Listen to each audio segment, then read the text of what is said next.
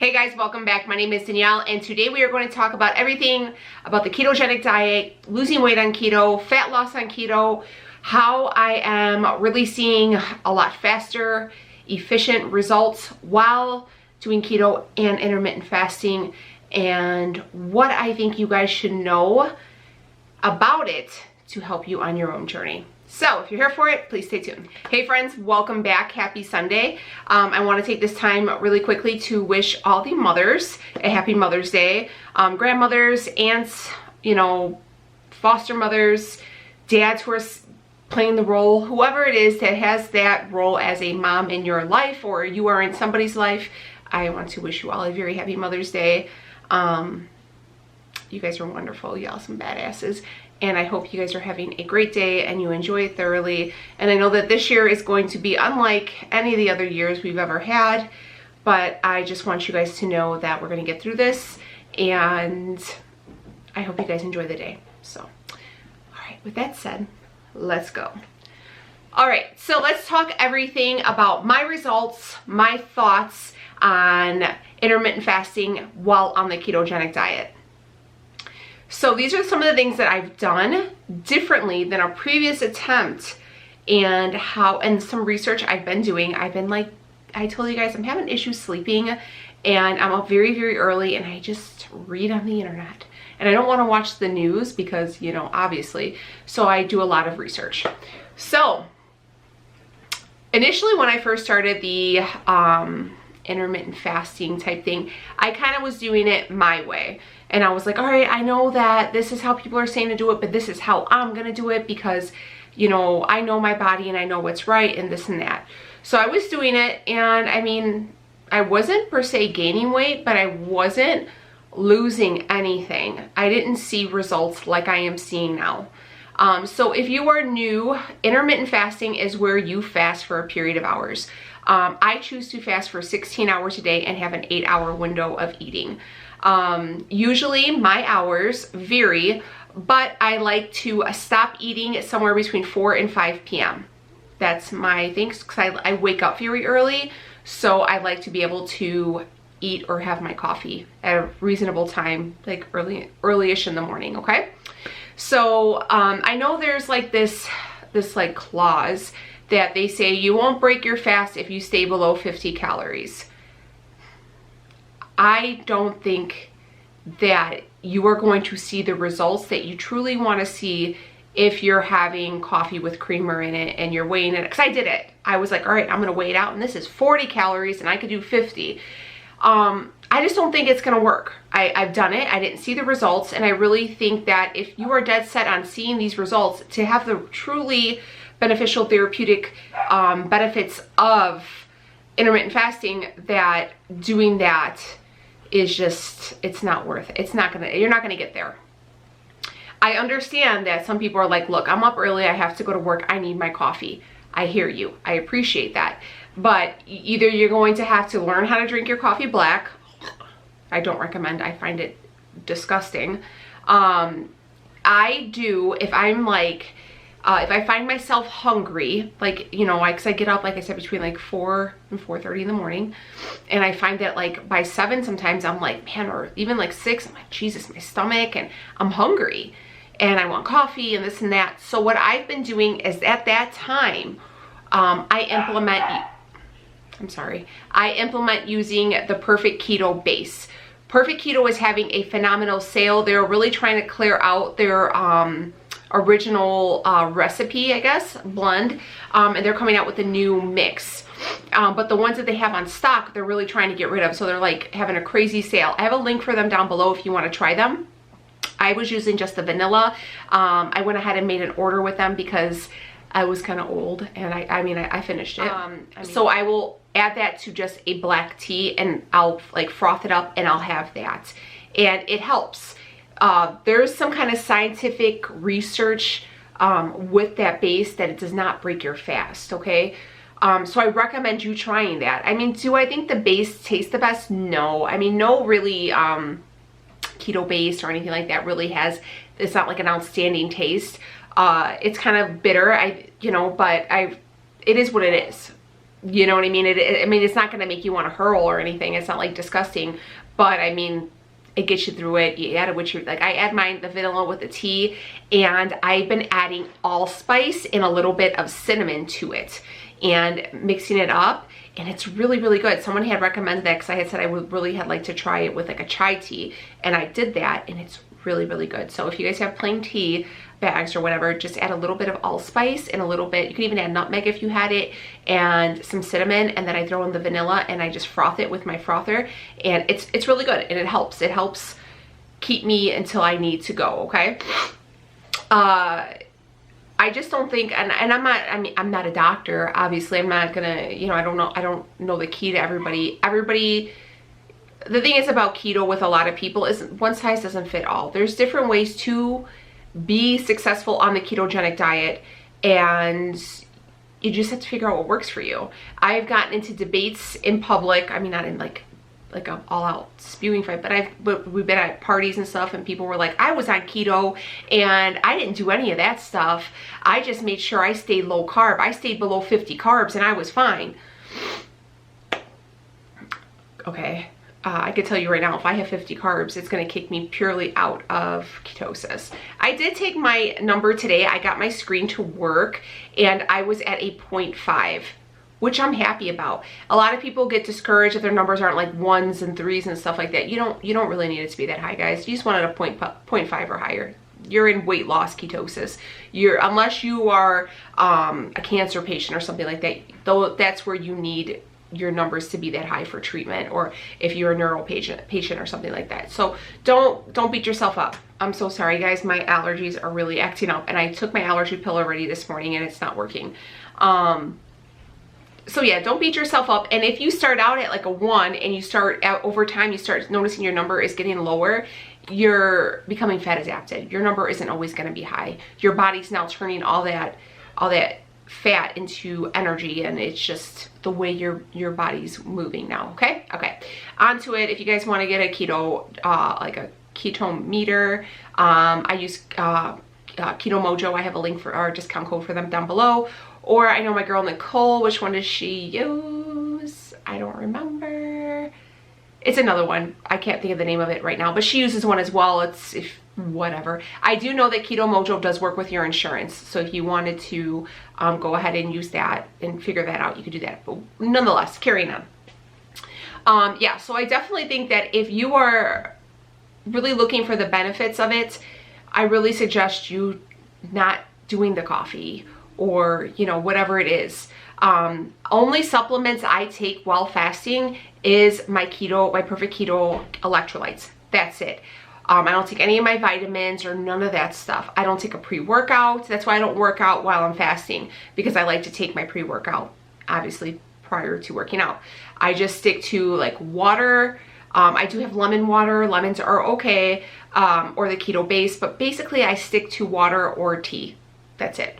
I don't go outside the realm, and that's what you gotta do. So I was reading up on the benefits of intermittent fasting. So intermittent fasting is really great for women. It helps with your reproductive health. It helps with scheduling, helping out with your menstruation, getting on a better cycle. It actually has been proven to reduce markers in a lot of cancers found in women. So I think the top ones are like breast, lung, colon, I want to say one more, breast, colon, ovarian. And it's actually been, because it has so many properties to fight off these diseases, or not these virus, you know what I mean. It helps the markers not grow, is what they were saying. And I saw that and I was like, wow, that's really, really interesting. It's also the same thing while being on a ketogenic diet. It's really beneficial. That's why you see a lot of, when I worked at the hospital, a lot of oncologists would recommend it, because the sugar feeds the cancer, you know, whatever. That's the thing. Okay, but it's also not only great for helping you with weight loss, but it helps with fat loss.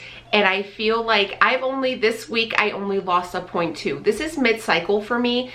So mid-cycle, you know, when you're like, you know, ovulating and stuff, if you're a man, it's just a thing, you know, you're able to make a baby right around now. I always gain weight, and I usually gain a lot. and I didn't gain. I was bloated. That's where I was coming in with the dandelion root tablet. And I was able to only lose a 0.2. But I can tell you this, I have hit a personal new, like, smallest measurement while on my weight loss journey. I never measured before. I, you know, like, I had lost a lot of weight when I got out of high school, and then I like got really heavy again. I don't remember what I was back then, you know. I was taking like Metabolife. It wasn't the greatest, but nonetheless. So I measured my waist. I am at a 30.5-inch waist. And I know if you guys had seen yesterday's video, the clothing try-on, people were like, oh my God, your waist is really small. I am blown away. I'm blown away. Also, I feel like intermittent fasting, while my best friend does Weight Watchers and she intermittent fasts, it really helps you, like, it's like where, you know, like, all right, it's bedtime, like, I'm not gonna start a TV show or something like that. It's a cutoff point in your head. We're like, all right, it's 5 o'clock. Let me hurry up and get whatever I gotta do to get my food in, and I'm done. That's it. I'm staying out of the kitchen. I'm staying out of the fridge. You've eaten a sufficient amount. That's why I suggest you guys always count your macros, count your caloric intake, because you've got to make sure that you're eating. Because if you're not eating enough and then you're like, oh shit, it's past my eating time, I'm not going to eat, your body's going to get very, very upset. And it's not good. You're not supposed to starve yourself. You're supposed to feed yourself efficiently and then go ahead and fast, okay? As far as macros go, I do use the carb manager. They asked what my macros are. I'm not per se following macros as much anymore, so I'm not trying to kick myself into ketosis and stuff like that. What I am trying to do is just lose some weight, lose some fat, and really lean out.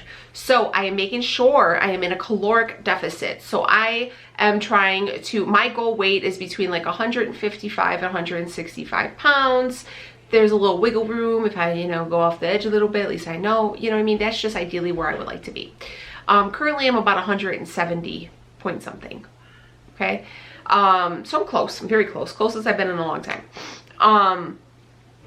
But so I'm eating for that. So like I said, I do like 1550 to 1650 calories per day, staying below 20 net carbs. That's what's gonna help you guys get into ketosis and stay in ketosis, is taking away the carbohydrates, okay? And then, you know, my fat and protein, you know, waiver, whatever they are, okay? So, yeah, and I've maintained ketosis. You know, obviously I took my level today. I've been fine, and I am seeing results. I do want to encourage you guys to get up and work out.